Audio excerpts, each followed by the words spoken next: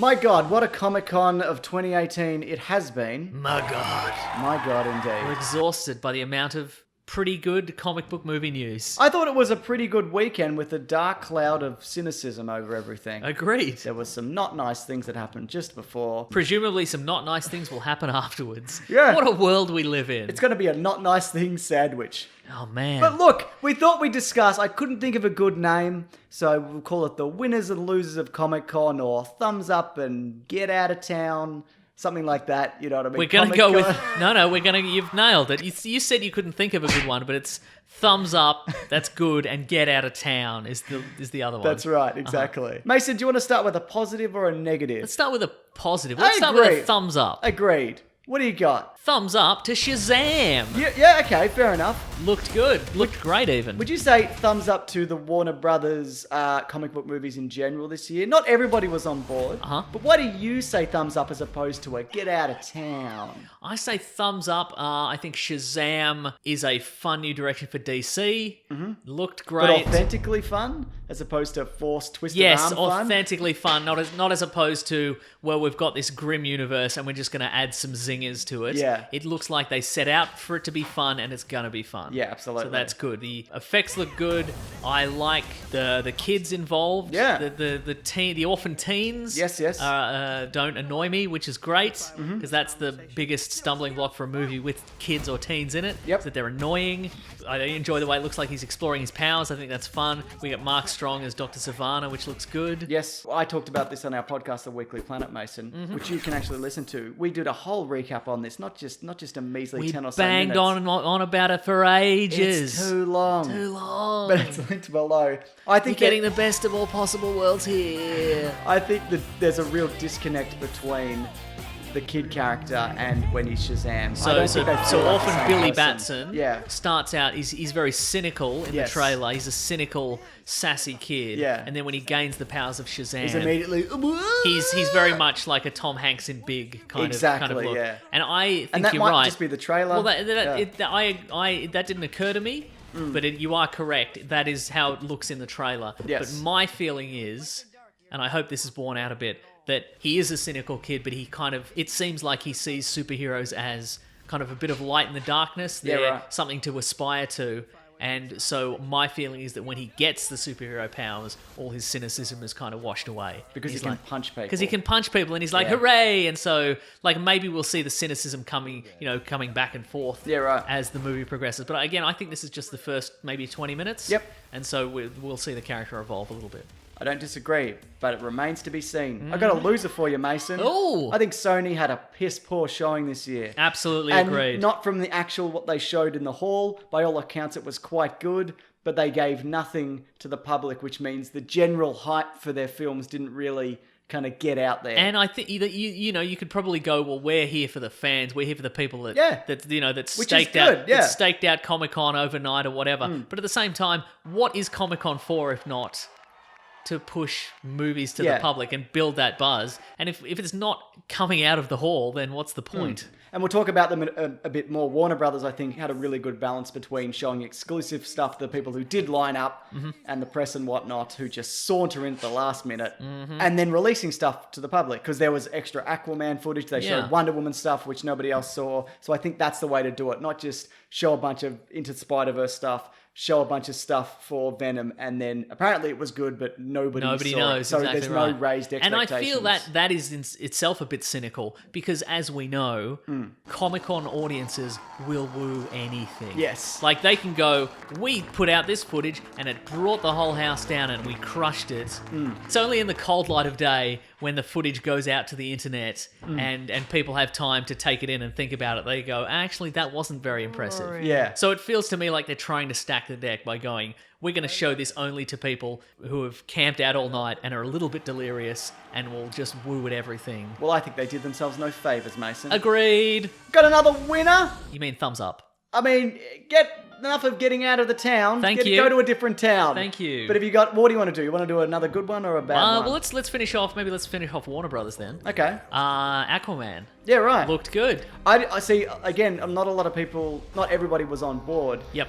I think the complaints of, this just looks like a big CGI, whatever. It's it's an underwater city. There's elements of this Right. that definitely have to be CGI. Yep. You can't have people really riding sharks. But I also think Aquaman did have real I mean, sets. that's Quitter talk, isn't it? You're right, it is. I'm sorry. Get Patrick Wilson on a shark. Yeah, he'd do Make it. him do it. Uh-huh. But then you've got stuff set in the desert and it looks like more realistic Yes, locations. uh-huh. But I thought this was... Look, it wasn't my favourite trailer of all time. I think it's a little bit by the numbers. Yep. And maybe that's what you have to do if you are building a completely fantastical world. You have to ground it some way. And you have to go, okay, well, look, this is an insane world filled with, you know, people riding sharks with lasers and crustacean men and a big underwater war. Let's ground it by going, okay, let's start in the real world and let's give him a basic origin story and let's introduce some characters slowly and then we go crazy. Right, absolutely. So maybe that's the key here. And either that or Shazam is going to be good, right? One of them will I think be. one of them's got to be good. I mean, we said that in the We've past said about that things. about many things before, Yeah. yeah. Remember that when I said that one of the video game movies adaptations, yeah. of Warcraft or Assassin's Creed was going to knock it out of the park? Mm-hmm. And there was... Nobody knocked anything out of any parks. No, everything's still firmly in that park. That's right. All right, Mason, I've got to get out And now it's dark, and those filmmakers I cannot can't find my escape. keys. Don't know where I parked my car. Here's a get out of town, Mason. All right. I thought bringing Johnny Depp onto stage for Fantastic Beasts was a horrible idea. That's a firm get out of town. that also nobody even realized happened. So refresh my memory because I, as someone who's supposed to be keeping tabs on this sort of stuff, I had no idea this happened. So at a Comic-Con panel for the new Fantastic Beasts movie, the actor Johnny Depp came out dressed as his character Grindelwald, the villain of this movie. Correct. And made some sort of speech. Did a speech about wizards and power or whatever. I'm not really sure. They were clearly trying to replicate what Loki did. I think it was 2012 at Comic-Con. Tom Hiddleston dressed as Loki and took photos with kids and gave him shoulder rides and stuff. And he mocked people in the crowd and everybody went nuts. So they went, well, look, let's take everybody's favourite actor, Johnny Depp, and peddle him out.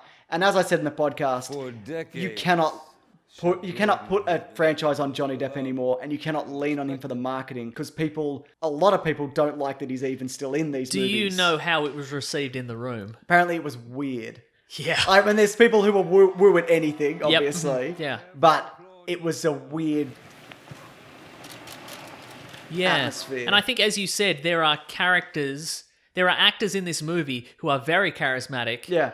And if you brought them out in character to do a little skit or something, or just to say hello in character, people would have loved it. Exactly. All the you could have got, like I think I said, you could have got Newt Scamander and you could have got Dumbledore, Jude Law, bring them together, have them do a little skit about magic and being buddies, some bit of banter. Exactly. They would like that. You could have got Newt and the guy who plays the baker. Yeah. They're a good team. People love them. You put them in the little suits, people would have gone mad for it. Exactly. But they didn't. And I think you're right. And I think it might be also a kind of a damage control issue. Yes. Like you go, okay, well, if we show how on board he is, maybe everybody else will get on board. No. That being said, I think that trailer looks really good. It does look good. I liked it. And another winner, I think, is Godzilla. How many monsters do you want? All of them. That's At how least many you 4 got. monsters. At least 4 monsters. I think that movie looks great. I think the trailer was good. A lot of people are saying it's the best trailer of the weekend. I mean, we haven't even talked about Teen Titans, but it might be, Mason. Do you think it's the best trailer I of the don't think weekend? it is. I still think, for me, Shazam still pipped it. Okay. I would have liked to have seen less monsters just sort of diving in and out of smoke. I would have liked to have seen some actual... Imagine Godzilla just making a leap for Mothra. Yeah. Because what I really liked about Godzilla 2014 is it was just... The CGI and the effects were good enough that they just went...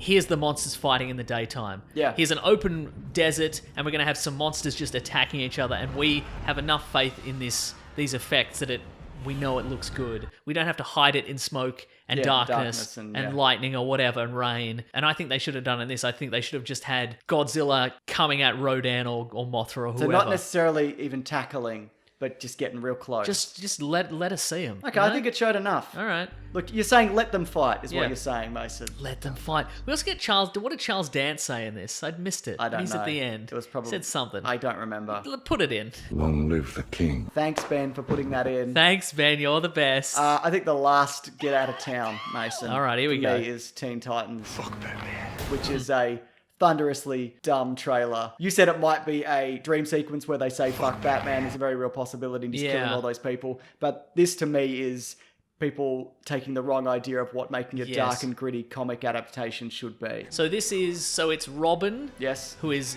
Batman's sidekick. He's gone out on his own. He's gone rogue. He's gone rogue and he's building his own team, the Teen Titans. The Team Titans, that's right. Team Titans. And he's bringing together Raven and Starfire and Beast Boy. Probably a couple of others that I can't remember. Other people he can rope into murders. Exactly. But and this trailer features him delivering a brutal beatdown in an alley to a number of people. Yeah. There's a lot of blood and skewering of heads. You maintain that some of them might not be dead or not, or maybe none of them, but I think a bunch of them are dead. But I also feel we get enough looks at this character as Dick Grayson, where he seems to be like dispensing some worldly wisdom. So I feel like the real world version of him is more measured, and I think maybe what we are seeing is some sort of dream sequence where he's either doing what he wants to be doing, which is murdering, or that is his fear of what he might become if he isn't tempted by other people, maybe. Certainly didn't seem like that, but that's a very real possibility. But that being said, it does not look like a good trailer. When I said dispensing worldly wisdom, I meant really trite wisdom, and when I didn't say this, I'm saying it now, it looks like a bunch of crap. Wow, powerful stuff. That being said, I think Beast Boy looks pretty good. And the Robin costume, I think, looks great. It does. Anyway, do you have any winners or get out of towns that you think, if you're watching this and you're like, I have an opinion, please leave it below. Use the hashtag thumbs up or get out of town. That's right. This is also, we do a bigger show, mentioned earlier, called The Weekly Planet. Some call it The Big Show. Some do, that's not what it's called. Nope. But it is linked below. It's nearly 2 hours this week where we talk all about Comic-Con. Really? It seemed to breeze by. It felt long for me. When we finished, I'm like, is that going to be enough? But if anything... It was plenty, In Mason. the edit, it's going to be too much. Yeah, probably. Yeah, also there's videos here every Tuesday, Sunday, Thursday. Not in that order, because that's not the days of the weeks in the order that they go, is it? And there's a couple of trailer breakdowns for Shazam and Aquaman, and maybe a couple more on the way. Ooh! Thanks, everybody, and don't forget to... Brush your teeth, but also grab that gem, you guys. And floss. Bye.